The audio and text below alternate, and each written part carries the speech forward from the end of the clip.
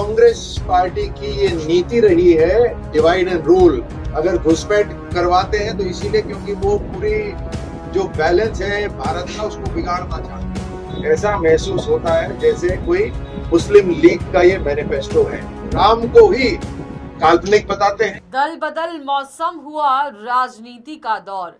दल बदल मौसम हुआ राजनीति का दौर, जिसको जहां जगह मिली वहीं बनाया ठौर। तो राजस्थान की राजनीति में कुछ ऐसा ही है। तो बता दें, राजस्थान में प्रथम चरण का मतदान जो है वो पूरे हो चुके हैं और अब 26 अप्रैल को दूसरे चरण के मतदान होने हैं। लेकिन चुनावों में नेताओं का दल बदल करना आजकल आम सी बात हो गई है। चुनावों से पहले भी कांग्रेस को बड़ा झटका लगा, जिसमें कांग्रेस के ऐसे कई बड़े नेता थे जिन्होंने कांग्रेस से बगावत कर बीजेपी का कमल थामा। चाहे उसमें लालचंद कटारिया का नाम हो या फिर राजेंद्र यादव का, या फिर मैं ये कहूं कि खिलाड़ी लाल बैरवा का नाम भी इसमें क्यों ना शामिल हो। लेकिन सबसे बड़ी बात आप ये देखें कि इनमें केवल कुछ एक नाम ही ऐसे थे जिन्होंने बीजेपी में शामिल होने के बाद में भारतीय जनता पार्टी ने उन्हें इस बार चुनावी रण में मौका दिया, जिसमें से एक नाम था ज्योति मिर्धा का, जो प्रथम चरण का चुनाव लड़ चुकी हैं नागौर से लोकसभा का, और उनकी किस्मत का फैसला अब 4 जून को होने वाला है।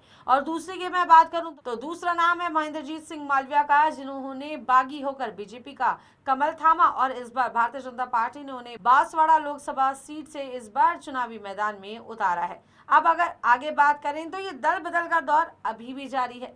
जैसलमेर में नगर परिषद के सभापति के बाद उपसभापति ने भी कांग्रेस का हाथ छोड़ बीजेपी का दामन अब थाम लिया है। उपसभापति खिम सिंह के साथ 2 निर्दलीय पार्षदों ने भी बीजेपी इस बार ज्वाइन कर ली है और उपसभापति व पार्षद सहित कई अन्य लोगों ने भी भारतीय जनता पार्टी का दामन थाम लिया है। और प्रदेश के कैबिनेट मंत्री राज्यवर्धन सिंह राठौर ने भाजपा में आए सभी नेताओं का भाजपा का दुपट्टा पहनाकर उनका भव्य स्वागत किया और सभी को संबोधित करते हुए राज्यवर्धन सिंह ने कहा कि आप सभी का बीजेपी में स्वागत है और आप सभी अब सही पार्टी में आ गए हैं। आपके बीजेपी में आने से पार्टी को मजबूती मिलेगी। बहुत शानदार बात है, आप आखिरकार सही पार्टी में आ ही गए। जी महावीर सिंह जी, आप सभी का बहुत बहुत स्वागत है भारतीय जनता पार्टी में। ये वो पार्टी है जिसके अंदर पिछले 10 साल में आप सबके आशीर्वाद से, जैसलमेर बाड़मेर की जनता, राजस्थान की जनता के आशीर्वाद से प्रधानमंत्री मोदी जी मजबूत बने, देश के प्रधानमंत्री बने और 35 साल बाद पूर्ण बहुमत की सरकार आपने बनाई। उसके लिए मैं आपको धन्यवाद देता हूं। अगर उस समय आप सब एक मत होकर प्रधानमंत्री मोदी जी को ताकत नहीं देते तो वैसे ही चलता रहता जैसे मिलीजुली सरकारों में घोटाले होते रहते थे। 2014 से पहले लगातार घोटाले होते थे। आप हर जगह जहां पढ़ते थे बड़े बड़े घोटाले होते।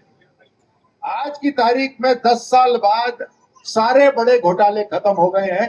देश का पैसा गांव गांव तक पहुंच रहा है। ये मातृशक्ति भी यहाँ बैठी है, इनके हाथों में जो छोटे बच्चे हैं उनका भविष्य का निर्माण, भारत का निर्माण आज हो रहा है। आज मातृशक्ति को सम्मान मिल रहा है, इनके घर के ऊपर छत है, इनको जमीन दी जा रही है, पीने का पानी उपलब्ध कराया जा रहा है, 80 करोड़ आबादी को मुफ्त में राशन दिया जा रहा है। इतनी तो कई देशों की आबादी ही नहीं है जितने लोगों को मुफ्त राशन देश में दिया जा रहा है। ये सारा भ्रष्टाचार वगैरह बंद है। आज ऊपर से नीचे तक जब किसका पैसा चलता है तो उतना ही पहुंचता है जितना प्रधानमंत्री जी भेजते हैं। एक बड़ा बदलाव आ गया है देश में और ये हमारे लिए गर्व की बात होनी चाहिए। आज हम जी रहे हैं तो एक ऐसे समय जी रहे हैं जो देश का प्रधानमंत्री दुनिया के अंदर माना जाता है। एक ऐसा समय है, हमारे लिए गर्व की बात है।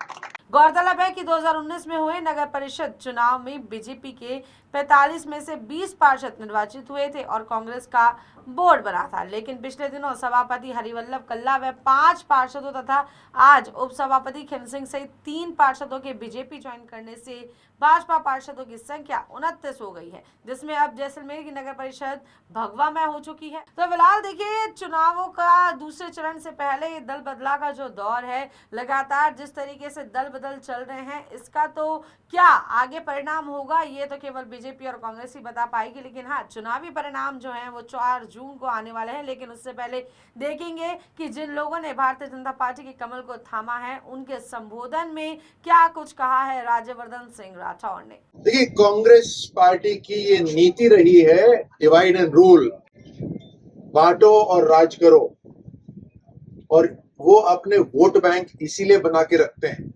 तुष्टीकरण की राजनीति इसीलिए वो करते हैं। अगर घुसपैठ करवाते हैं तो इसीलिए क्योंकि वो पूरी जो बैलेंस है भारत का उसको बिगाड़ना चाहते हैं। अब मैं आंकड़ों में क्या जाऊं, आप सब जानते हैं कि ये कांग्रेस की रीति नीति रही है और यही उनके मैनिफेस्टो के अंदर भी झलक रही है, जहां ऐसा महसूस होता है जैसे कोई मुस्लिम लीग का ये मैनिफेस्टो है। राम मंदिर की प्रतिष्ठा के दिन वो ठुकरा देते हैं, राम मंदिर, राम को ही काल्पनिक बताते हैं। और धर्म की बात चलिए एक बार को हम साइड में भी करें तो विकास का काम, जो लोगों के खाते खुलने थे, अगर आपको याद हो, नेशनलाइजेशन जो राष्ट्रीयकरण बैंकों का इंदिरा गांधी ने करा था, वो इसी कारण से करा था, इसी बहाने से करा था कि खाते नहीं खुल रहे। लेकिन खाते उसके बाद भी नहीं खुले और राष्ट्रीयकरण से लोन बड़े बड़े देने जरूर शुरू कर दिए। ये खाते अब खोले जब प्रधानमंत्री मोदी जी आए। जो लीक करने की बात कौन करता था? राजीव गांधी करते थे। कौन है राजीव गांधी? वही परिवार जो कांग्रेस को चला रहा है। वो लीक की बात करते थे। लीक बंद किसने करा? प्रधानमंत्री मोदी जी ने करा। आज हर तरह से देश के नागरिकों के पास जनधन से, अकाउंट से, मोबाइल फोन से पारदर्शिता तरीके से गवर्नेंस सरकार उनके सामने है।